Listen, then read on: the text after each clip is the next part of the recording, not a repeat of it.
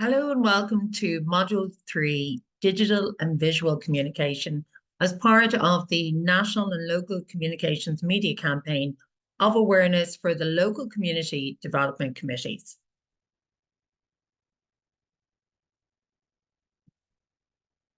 So our overall objective for this particular module is really to look at the whole piece around digital and visual communications for the LCDCs. Firstly, to highlight the digital and visual tools you can use for engagement.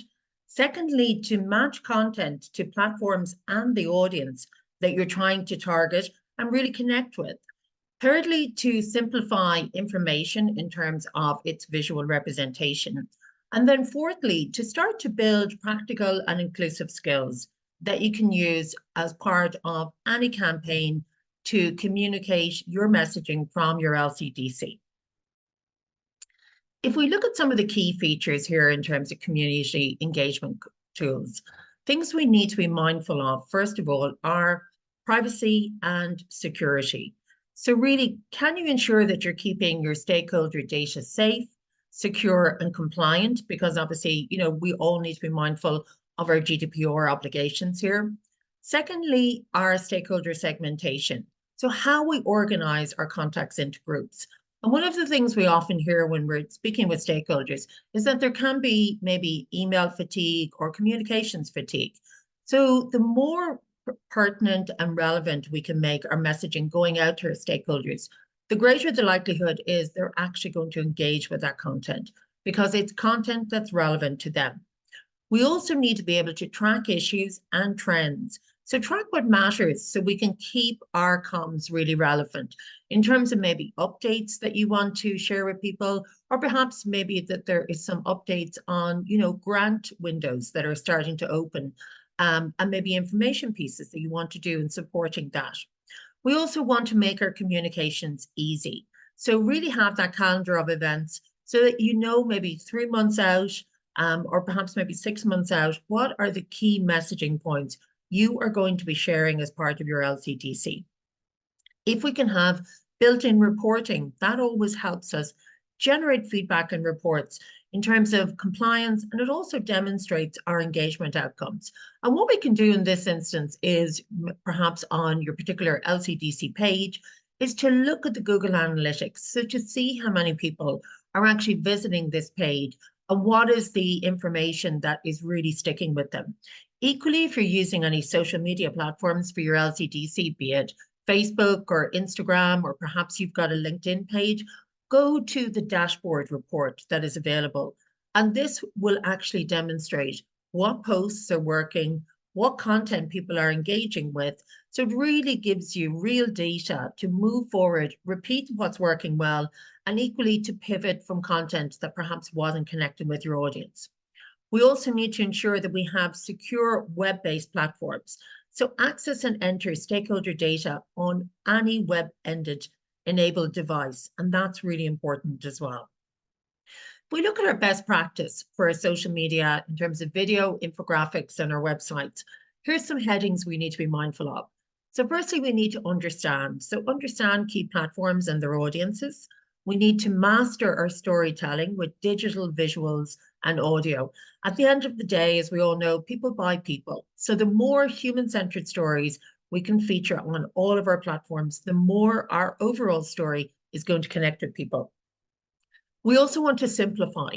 So simplify any particular complex ideas through infographics. And I'm going to show you an example of this as to how you can maybe, really bring an annual report to life so that it actually is a greater connector for people. Looking then to ensure accessibility and inclusivity. So at all times that we're mindful of people who may have, maybe a visual impairment or an audio impairment. And also we, under accessibility, inclusivity as well, that we are using a plain English approach. So that for somebody who perhaps maybe English is not their first language, it is in a very usable format. Finally, then to discuss in terms of how we discuss our social media and ICT policies. So simple in that instance is who's moderating your channels and who's the appointed person for each campaign that's actually going to manage the content, manage the feedback, and where relevant, perhaps maybe turn off the comments if you don't want to engage with particular conversations online. Digital and visual really do matter in terms of really increasing that recall. We know that images and videos are between 3 to 8 times more likely to get an overall higher engagement. So LCDCs truly do succeed when information is easy to find and easy to share. Looking here at the kind of key pillars around social media and how we can really use this, particularly in the Irish market, and what's really pertinent in the Irish market. So when we look at the Meta House, that would include Facebook and Instagram. So Facebook has over 4 million users in Ireland, mostly adults between the ages of 25 to 54. It's very dominant for local and community news, events, and family interactions. And it does skew predominantly women, particularly aged 25 to 44. But usage is strong in all adult age groups. What's unique to the Irish market in terms of using Facebook is that there's more rural and intergenerational usage of the platform. So it can be used by parents and grandparents to connect. It remains the undisputed leader for community and charity engagement. It's also really important as well when it comes to actually your search engine optimization. So still a actual active Facebook page is probably one of the most effective ways that people are going to happen upon your website in terms of being a backlink to bring people over to your website. When we look then at its sister site, which would be Instagram, this page, was really created in terms of a more visual impact for people. And that's what people primarily go to Instagram for. So that more of a visual impact and also a video impact as well. So we have over 2.6 million users in Ireland, primarily 18 to 35-year-old, with a 55% skewing towards female. It's popular for campaigns, lifestyles, visual stories, and influencers. Unique to Ireland is the fact that there's a slightly older median age and more balanced gender split than some other markets, and used strongly for activism, as we all know, health and local brands. So not just your youth in terms of maybe the age cohort that we're speaking to. When we look at LinkedIn, we've got over 3 million users in Ireland, primarily 25 to 55 in their age groups. This is very much urban professionals, businesses and public sectors, plus job seekers. Highest engagement among management, graduates, and policy and connectivity circles as well. What's unique to Ireland here is we've got a very high reach in terms of population size. So reflective of the population, we almost have 70% working age adults. Now, actually, activity can be a little bit more sporadic, but LinkedIn is excellent if you want to be connecting with people in their professional capacity as well. It's a great way to get visibility out there. X, which was formerly Twitter, has almost 600,000 users in Ireland. It's younger, urban. It does skew towards more men. It's very much around news and current affairs and activism and journalism. And it is strong for trending topics in Ireland. It is unique in Ireland in terms that it has lower share than Facebook and Instagram, but it is highly influential when it comes to news, sport, politics, and campaign mobilization. The visual aspect of our social media in action is so important because, you can see on the left there a meeting room that, perhaps may have been used for an LCDC effect. But in that instance and in that event, we have no connection there with humans. We really need to see people's faces. So good really in that instance would be live photos, Q&A, where we can respond to queries. We don't need to have just one-way posting, no visuals or delayed replies.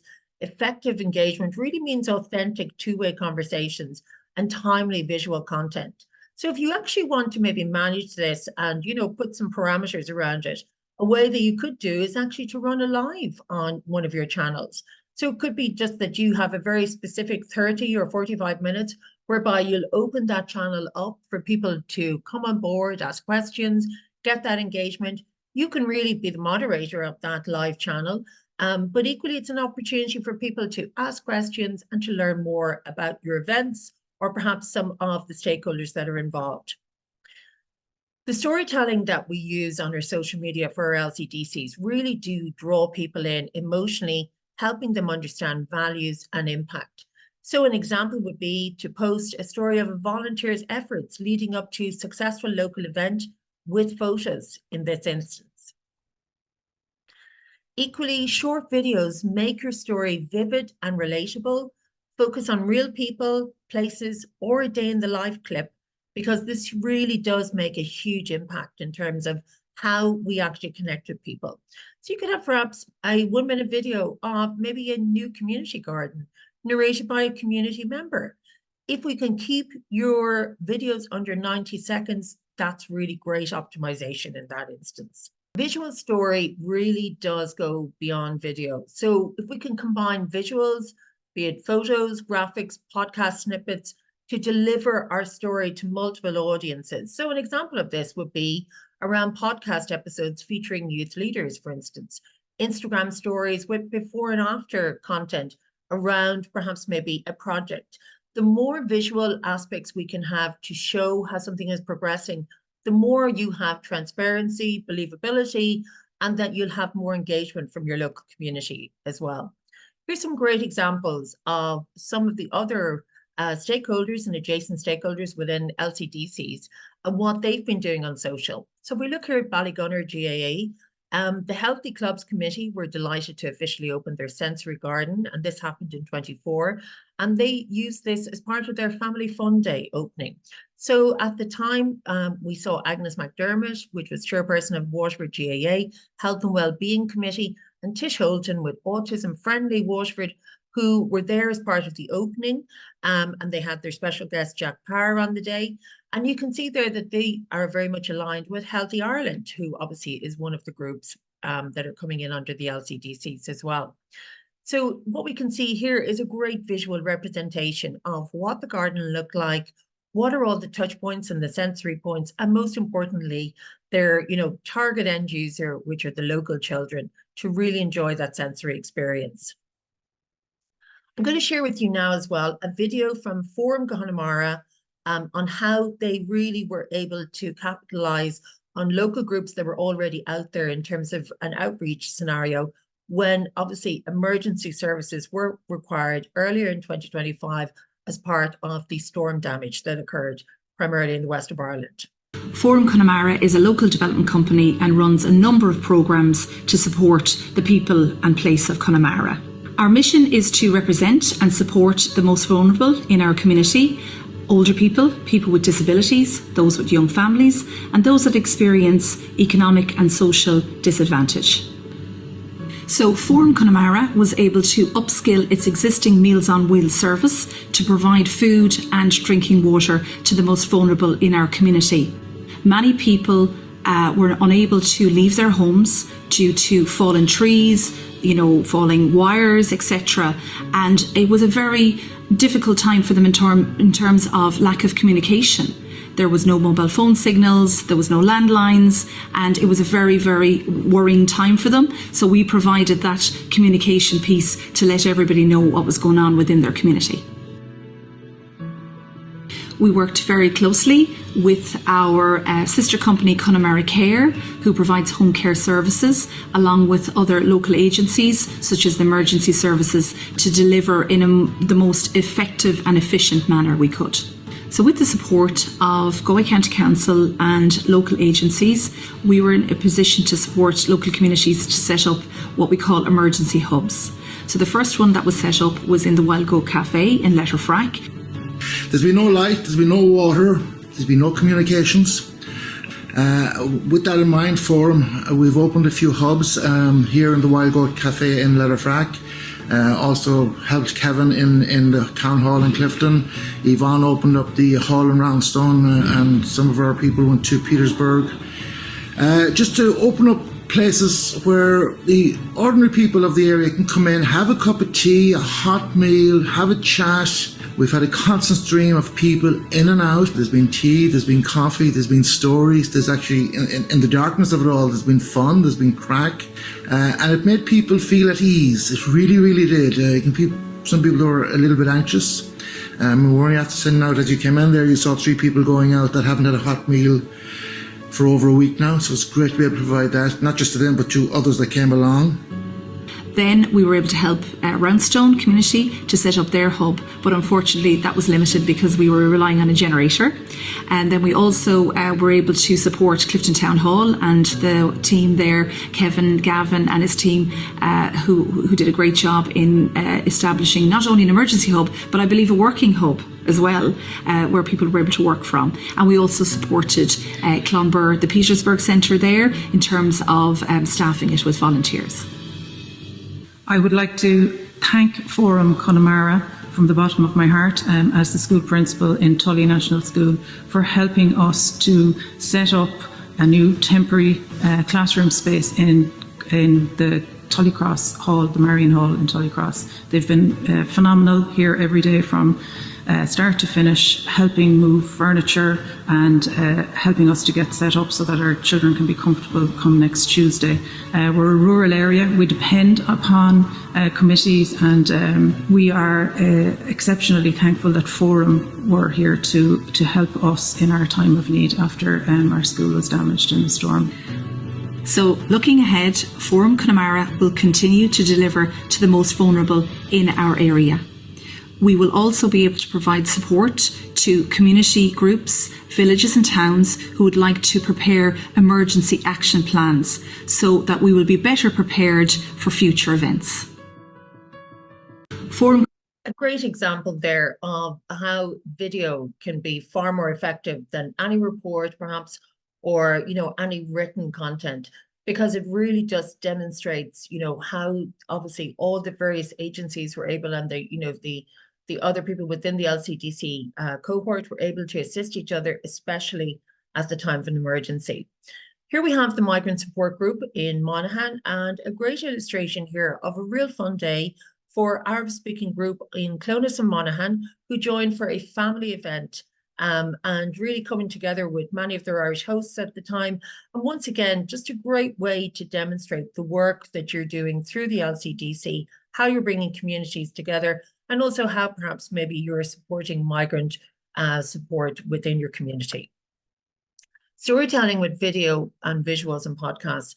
Podcasts are really gaining traction. As we all know, Ireland has the largest amount actually of almost consumption in terms of podcasts in Europe. So there's such an appetite for podcasts out there. And this is a great way to get, your story about your LCDC, or perhaps maybe your agency or the stakeholder group that you're involved with. It's a great way to connect out with audiences as well, as to tell that story through podcasting. We mentioned the whole piece of infographics. So if you want people maybe to connect with the great work that your LCDC is doing, often maybe, let's say a paper trail mightn't be the best way to connect with the wider community. So if we look at it here in this instance, you had a particular report. Infographics is a great way to get out some of those headline pieces, so people get a real sense of just even a snapshot of the work that's been completed. So what we're doing with infographics is combining simple icons, statistics, and bold headlines together. We're color coding sections for clarity. We want to keep our words minimal here because it's a visual impact that's going to do the talking. And really we want to perhaps maybe in this case study, we're going to transform a funding report into a colorful one-page infographic in terms of something that you can do. So when people are always wondering, like, where does the funding go? What is happening maybe with that particular project? This is a great way to keep people abreast of the work that's been done, or maybe perhaps the work that has been completed. So you can see straight away, people can see this headline piece there in terms of the number of volunteers perhaps who may have been involved, if there was, the project that was completed, if there was financial contributions, if there was donations involved as well, if there was perhaps maybe person hours and man hours that were contributed, and also in terms of any donations. So on just a one-pager infographic there, you get a real sense of what is happening in a project. And this is something you want to replicate for your own LCDC. Then Canva, so canva.com is a great free tool that you can use in this instance. So what we would suggest is that you focus on clarity, one main message, bright colors, concise stats. Using Canva, perhaps you could create an infographic around 5 benefits of joining LCDC meetings. The way to do this is search for infographic design templates in Canva. you're going to be presented with many. What you could also do is upload your brand as well, and Canva will essentially read that color palette that's in your brand, so they can actually replicate that then into an infographic. So you're very much staying consistent with all the colors that you're going to use. Choose an infographic design that you best like. You can edit it then as well within Canva.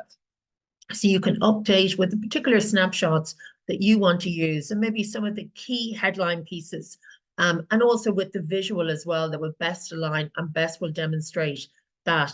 So choose your infographic, then download your finished infographic, and straight away you have that one pager that you can use to start to tell your story through visual impact as well, as opposed to just written impact. When we think about accessibility and inclusivity, there's 4 principles we need to be aware of. First of all, it's being perceivable. The content must be available to users via sight, hearing, and/or touch. It must be operable. So the product must be keyboard accessible in terms of making it, easy to navigate and compatible with different input methods. You must be able to understand it. So it must be readable and predictable with clear labels and instructions. And it also must be robust. So the product must work with a variety of assistive technologies, browsers, and devices. And one thing that very much will speak to that is if you are using infographics for accessibility and you are using a reader function as well on your website, just ensure you still have the text form of that report, because with a reader function, it will actually be reading on text. So if somebody is using audio assistance there, they will still need to have the full text format of that report to actually enable them to lean into the reader function. Digital inclusivity is really thinking of users with maybe visual or audio impairments, low tech skills, or those needing different languages. So as we are all really saying, can we be more inclusive? What we need to do, be really clear around bilingual infographics if relevant, very much leading with plain English posts so that it is something that is not creating further barriers, so there's no kind of jargonistic use of words, and also clear navigation on web pages. And those 3 pieces even in themselves will make you far more inclusive in terms of your digital footprint. Then in terms of our social media and ICT policies, they matter because they define purpose, rules, and content standards for our local and community pages. So what are the rules of our page? What would we consider, something that you can say on a page, something that is not suitable to say on the page? And how do we moderate that going forward? We must respect privacy, obviously, under GDPR, copyright, and safe online behavior. And we must assign responsibility for posting and responding. So who is going to take management of each of these campaigns? Thank you for joining us on section 3 of the LCDC communications training.